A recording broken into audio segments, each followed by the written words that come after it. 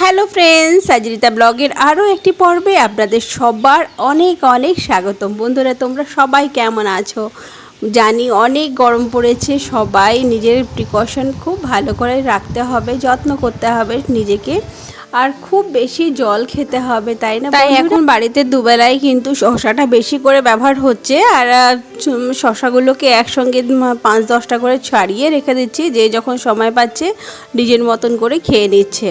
তো বন্ধুরা, সকাল সকাল আরম্ভ করেছি, মিক্সিতে বাটাবুটি করছি, আর বাটাবুটি করছি দোসা। অনেক দিন দোসা বানানো হয় না, আর মেয়ে বলছিল যে মা একটু ইডলি বানাবে, তো ওর ফরমাইশ পুরো করার জন্যই একসঙ্গে বসিয়ে দিয়েছিলাম।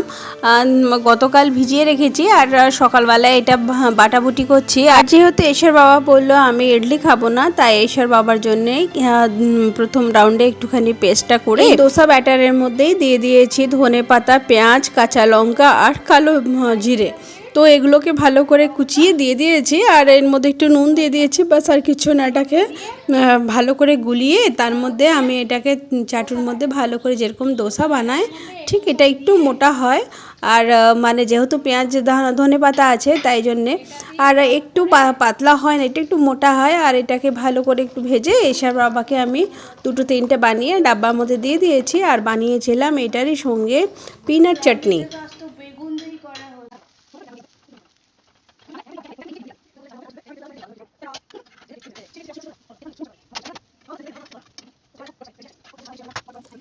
একে একে করে 3টে বানিয়ে রেখেছি। আর যেহেতু এসের বাবা সকালবেলা টিফিনে খাবে, তাই জন্যে আমি প্রথমেই এটা বানিয়ে রেখে দিয়েছি। তারপরে যখন 7টা বাজে তখন তাড়াহুড়ো হয়ে যায়, আর ঠিক মতন বানানো হয় না, তাই প্রথম রাউন্ডেই এটাই বানিয়ে রেখে দিয়েছিলাম। তারপরে রান্না আরম্ভ করেছি। তো বন্ধুরা, আজকে রান্না বান্না যেগুলো ছিল সেগুলোর মধ্যে ছিল স্কোয়াশের তরকারি, আর এখানে মুরগির মাংস করেছি হালকা করে, খুব বেশি মশলা দেইনি। আর আমি তো কাঁচা লঙ্কা দিয়ে মুরগির মাংস রান্না করি, যার মধ্যে এর মধ্যে গরম মশলা আর বেশি অত বেশি কিছু দেই না, মানে সাধারণভাবে রান্না করি।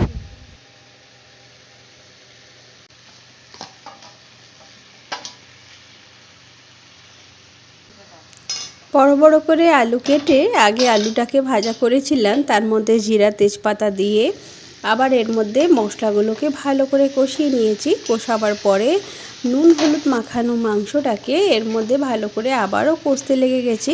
তারপরে একটু টক দই দিয়েছিলাম, টক দই দিয়ে গরম জল একটু দিয়েছি, প্রায় 1 কাপ 2 কাপের মতন জল দিয়েছি, কারণ এটা ভালো করে আবার স্লো আঁচে একদম 0 ফ্লেমে ওটা বসিয়ে রেখেছিলাম। পাশে বসিয়ে দিয়েছি স্কোয়াশের তরকারি। স্কোয়াশ আমাদের এখানে এখন ভালোই পাওয়া যাচ্ছে, আর যেহেতু আমাদের বাড়িতে পেঁপে লাউ এগুলো ভালোই খাওয়া হয়, ভালোবেসে খাওয়া হয়, তাই স্কোয়াশটাও আস্তে আস্তে আমরা খাওয়া ধরেছি। স্কোয়াশের তরকারিটা হয়ে গেছে, ধনে পাতা দিয়ে নামিয়ে দেবো। আর পাশে বসিয়ে দিয়েছি আবার আলু ভাজা, আর সাথে বানাচ্ছি রুটি। প্রচণ্ড গরম পড়েছে, আর ওই জন্য রাতেরবেলায় রুটি বানাতে ইচ্ছে করে না, তাই জন্য সকালবেলায় একসঙ্গে বেশি করে একটু রুটি বানিয়ে দিচ্ছি। বেশি করে বলতে 10-12টার মতন একসঙ্গেই বানিয়ে নিচ্ছি।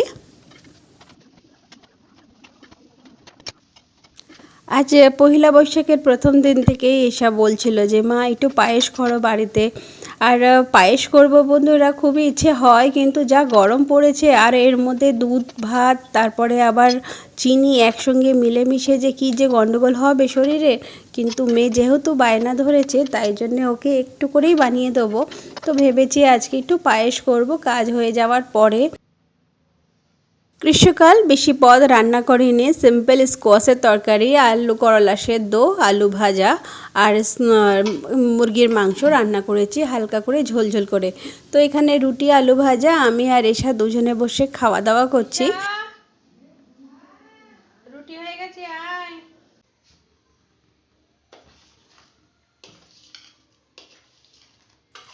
বেশ অনেক দিন ধরে বায়না করছিল পায়েস খাবে, তাই পায়েস বসিয়েছি বন্ধুরা আমুলের দুধ দিয়ে।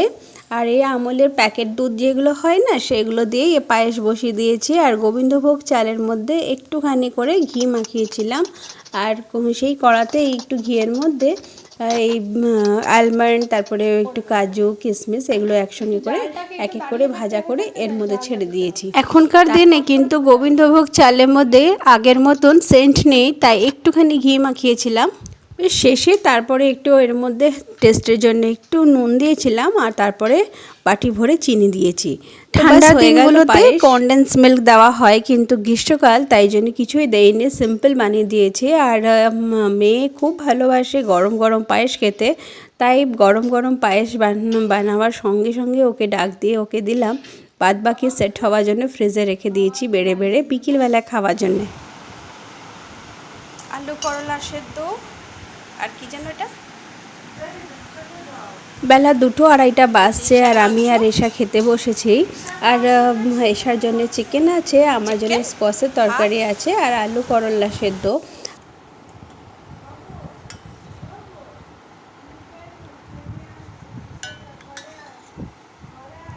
আমাদের সঙ্গে সঙ্গে বাচ্চাগুলোও ওয়েট করে। আমার 2টো ছানা আছে, খরগোশ ছানা আর 2টো কুকুর ছানা, ওদের জন্যও ভাত বেড়ে রাখা হয়েছে। আর ভাত বেড়ে ওদেরকেও ঠিক আমাদের পরে পরে ওদেরকেও খাবার দিয়ে দেই।